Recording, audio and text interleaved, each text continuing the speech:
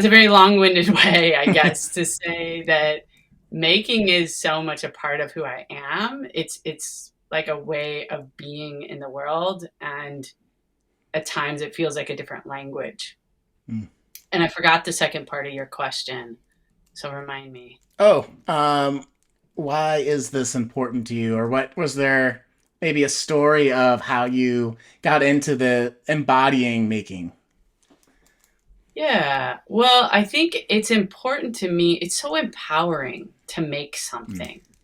I mean, it can be the littlest thing. Like, we just moved into a tiny house, and I'm not working as an educator for the first time in many, many years, public school educator.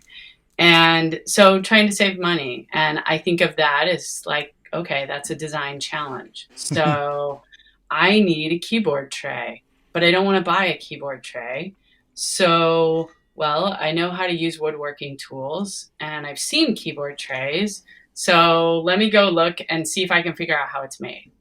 And to do that, to go through that process, and yeah, it'd be so much faster to just, go on Amazon and order a keyboard tray. But there's something meaningful about like the tray right in front of me is made from a scrap of wood, and I built this and I put it here and it's just where I want it, and it has a story now. And so I think making things feels like making stories, and making little things, tangible things that help you connect with different parts in your life and different parts of yourself. So it's incredibly meaningful to me.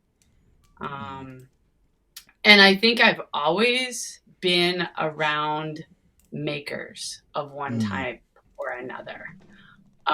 So I think growing up in that, it just was a way of being.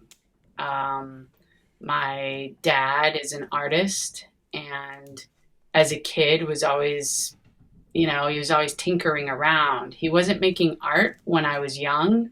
I think he was trying to make money for the family to eat and all those things.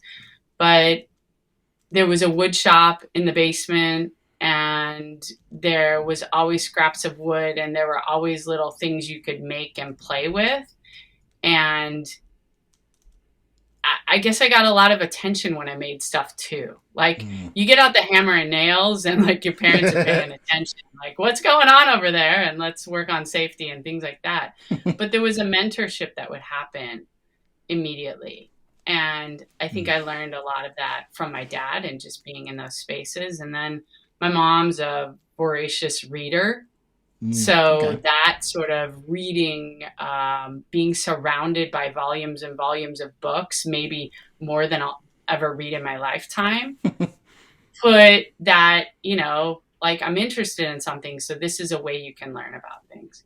So I think that was set at a really young age.